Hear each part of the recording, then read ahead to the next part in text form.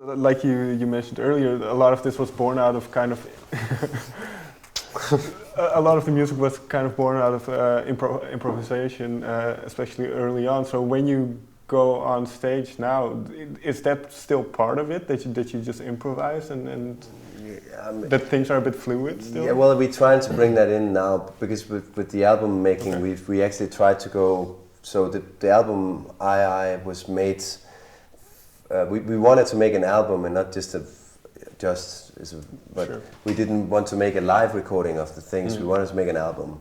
So to make an album, we had to somehow compromise our ideas and put them into songs that could be listened to in a different way somehow. It's two different medias in our minds, I think. So yeah, we had to kind of frame those ideas that were a bit wilder, kind of garden them again. Take the scissors. It's a little bit like architecture. When you see a building, when you build the building, you have to kind of make it look. It's going to stand there for a while, right? And this song is going to be. It's going to go through loads of times, and it's also going to, descend, and it's going to, the copper is going to turn green. All of this stuff. It's like it's material, where live performance is much more organic in a way. It's just happening in the now, and it's changing constantly all the time. So to do that, we were sort of we worked very closely with the producer, and I think you should hear the Finnish version of that name because I never learned to say his surname. So he's half Dutch, but he's Jonas Verwijnen. He's actually half Dutch. There you go. Yeah. But Jonas Verwijnen.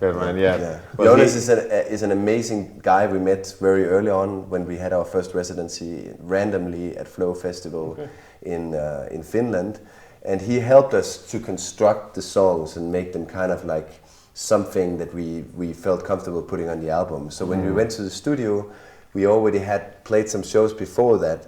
A lot of shows actually, kind of just playing the songs that we had composed during the year, but then finding the right frame, the right structure. Jonas stepped in and helped us to see that, coming from the outside, saying that, hey, you need to just skip that part or just combine these in the right way and like cut the bullshit, and this is the core of the song, don't you see it? Okay, that's true. Sometimes even in Latin pieces, I mean, it's like shaping the song, but like trying to cut all this, you can say, insecurity or unclearness out of the songs, so that they would stand as exciting as possible. I mean, his dad is a very well-known Dutch architect, so it makes sense in a way that he was constructing this thing for us, and that helped us kind of like focus. Like after being this kind of everything is possible, let's just and go from there to there to actually go and play the songs.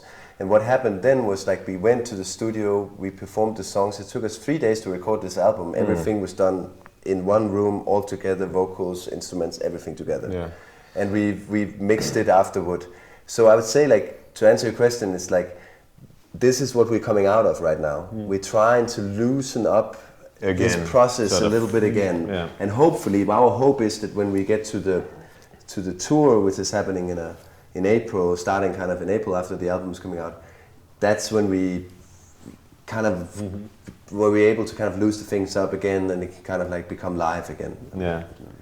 I have one final question. When you how early in the project did you decide to form in a way a new band and call it Liima? Why not make it an Efterklang album? Basically because it's not Efterklang music. I think if you put the record on, listen to the record, and I think it doesn't. I mean, that's the short answer to that question. But I think I feel proud that we managed to meet this guy as three old friends from Denmark that have been going through loads of shit, and to somehow try and renew ourselves. With Efterklang is still there. We just did an opera last year, and we're working on a new opera, and we're doing a brain project. We're doing loads of different things, but like with Liima, kind of without necessarily thinking too much about it in the beginning, that's the idea of starting a new band. Like it's the idea of coming back to when you were a teenager and you started your new band and you're just trying to be open to that thing. It's not about thinking conceptually about what would be cool, or it's just about it's just a fucking band. It's four guys, four amps having fun together and really like exciting each other. So I completely agree that it reminds me of some of the first bands where it's just like kind of discover the fun of music and fun of playing together and making songs together. Whereas, like I must say that this is a bit more mature band than any other of my teenage bands, where you can actually take a step back and not let your ego take over. It's like in a teenage band, it's many times these fist fights of someone's opinions. But I guess that's where it's. Liima is a very collective band, which is like more like a family kind of.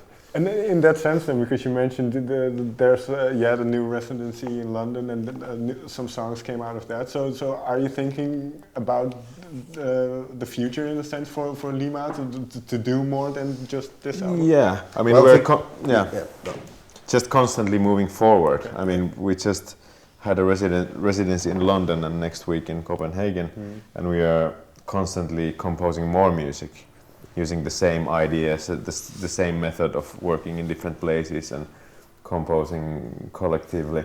I think we're going a little bit with in a way we're trying to go a little bit with the flow, but now since the album, like that's why we're talking to you. Sure. Yeah. There's an album coming out, so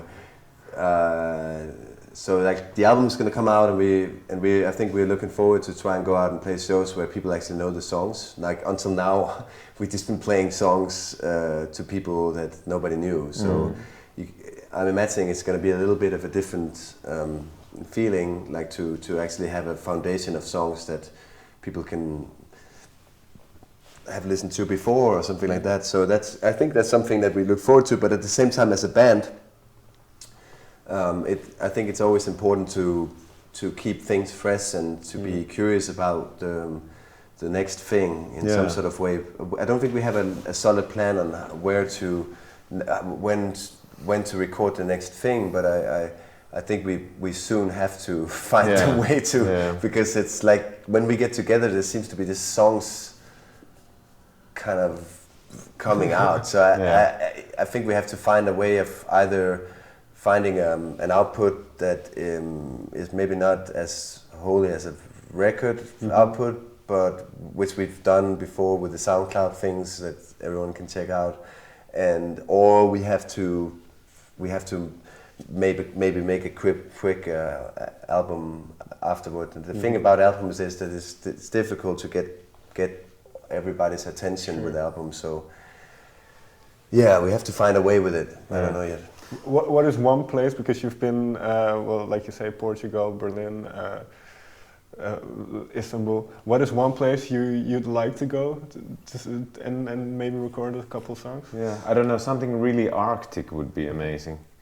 That just suddenly came to my mind. Something like backlands of Siberia, or like some kind of like really hard place where you have to spend 2 hours a day putting the fire on, or something. Kind of like push out of limits a bit.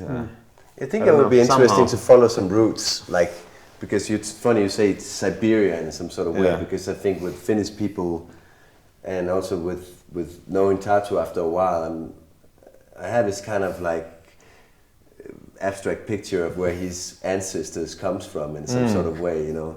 It could be interesting to follow like the history, but through our imagination in a way, like to try and make some music about like about our roots in a way. I think Liima trail back to the roots. Yeah, like not to make it like boring, have to go to a church and find the book, but more like imagine, you know, with the little information you have about something, and then try and create the story of that in a way could be interesting. But this is just a random idea, but I think it's something that I personally kind of feel a little lost sometimes coming from Denmark and north of Europe with the tradition of music, you know.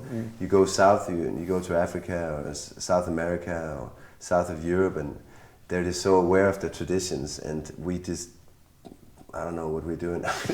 We're just building, I don't know, things on top of things, and without really knowing anything, and I love that. It's just that it could be interesting somehow to include some sort of root. Yeah. Thank you very much for your time. Thank you. Fantastic. Thank you.